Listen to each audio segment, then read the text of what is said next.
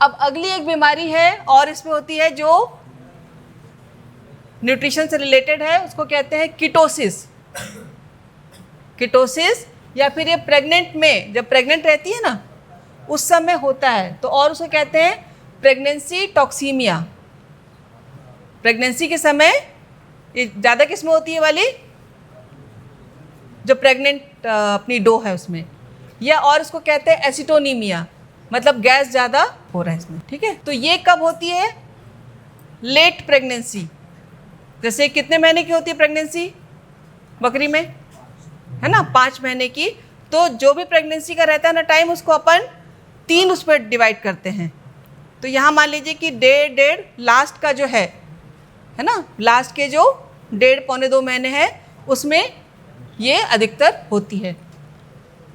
और ज़्यादा किसमें? जिसमें अगर जुड़वा बच्चे हैं, एक बच्चा हो तब तो ज़्यादा दिक्कत नहीं रहती, पर ऐसी बकरियां जिसमें, जैसे आप लोग अभी फार्म विजिट नहीं हुई है इनकी, गए थे, है ना? आप लोग कौन सी देखे यहाँ पे गोट? उस्मानाबादी। तो उस्मानाबादी में ट्विंस हैं कॉमन, है ना? तो जहाँ पे ट्विंस कई बार 3-3 बच्चे भी होते हैं, तो उसमें भी ये कॉमन है ना। क्या होता है कि जब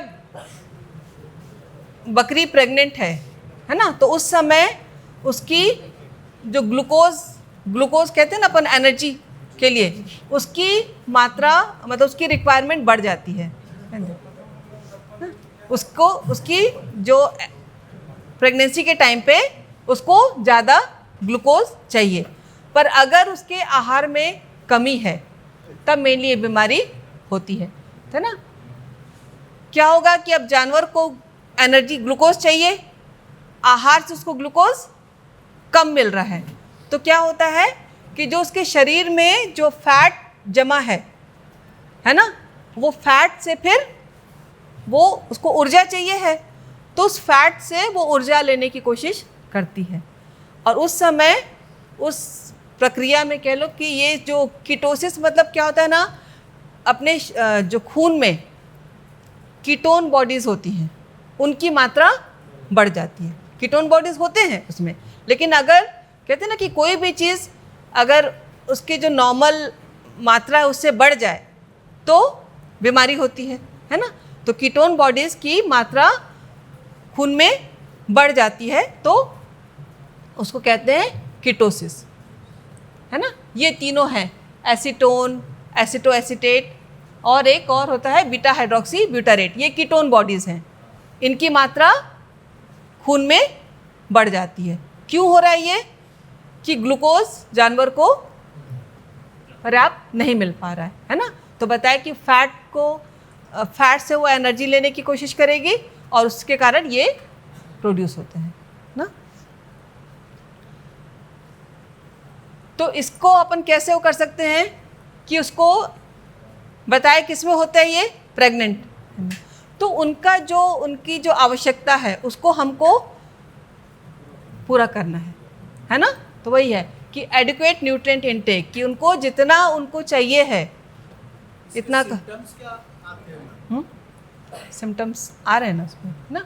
तो इसमें यही कीटोन बॉडीज़ में भी ये हो जाता है कि उसको जैसे एक तो वीकनेस तो रहेगी ही, है ना, क्योंकि बस उसको ग्लूकोज मिल नहीं पा रहा है तो एनिमल बहुत वीक होगा ना, कमज़ोर होने लगेगा। हाँ, तो इसके लिए है कि आपको तुरंत एनर्जी का सोर्स देना है जानवर को, है ना। तो ये देते हैं प्रोपाइलिन ग्लाइकॉल, या एक और आता है ग्लिसरॉल, इसको तुरंत देना है जानवर को, है ना। तो ग्लूकोज की मात्रा ताकि उसमें बढ़े, है ना। इसका मेनली है कि अगर आप उसको प्रॉपरली फीड करेंगे तो कोई दिक्कत नहीं है। और अगर अपने को पता है कि ट्विंस हैं, पता चली जाता है ना, तो उसके खान पान पे विशेष रूप से ध्यान देना है। ठीक है, एक और ये तो खैर नॉर्मल उस पर है कि डायरिया भी किड्स में बहुत आप देखिएगा, डायरिया, है ना, जैसे बारिश में बहुत ज़्यादा अभी। हाँ, तो ये कब होने लग जाता है कि ज़्यादा वो अभी जैसे निकल रही है घास, है ना, तो वो ज़्यादा फ्रेश पास्चर जब खाते हैं जानवर तो होती है ना। और जैसे बताया कि अगर अचानक आप चेंज करोगे उसके आहार में, आहार को अचानक चेंज करेंगे तब भी, दाना ज़्यादा अगर दे दिए तो भी ये बीमारी होती है। हाँ, और जैसे कई बार अपन करते ना कि अगर बकरी नहीं है तो उसको दूध दूसरे बकरी का निकाल के पिलाते हैं, है ना। तो उस कंडीशन में क्या होता है कि ज़्यादा अगर आपने पिला दिया, अगर मेमने को ज़्यादा दूध दे दिए तब भी उसको डायरिया होने लगेगा। कि जितना वो पचा पाए उससे भी ज़्यादा अगर आप दे रहे हैं तो ये दिक्कत होती है। ठीक है।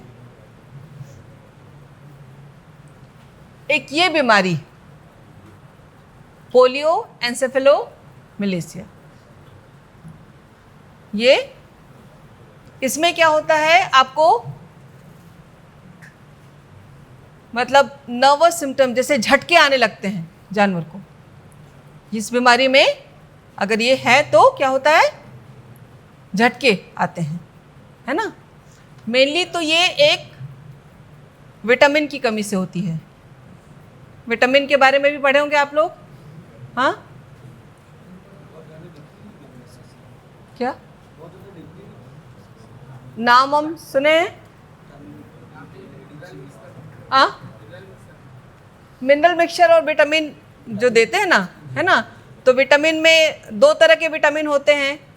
एक तो होता है फैट सॉल्युबल, मतलब जो फैट में वसा में घुलनशील, जैसे vitamin A, D, vitamin E और के, ये कौन से किस टाइप के हैं, घुलनशील जो है। और एक दूसरा ग्रुप है जो पानी में घुलनशील होते हैं, जो पानी में, तो उसमें आते हैं बी कॉम्प्लेक्स। अपन बात करते हैं ना, बी कॉम्प्लेक्स का इंजेक्शन देना है ना।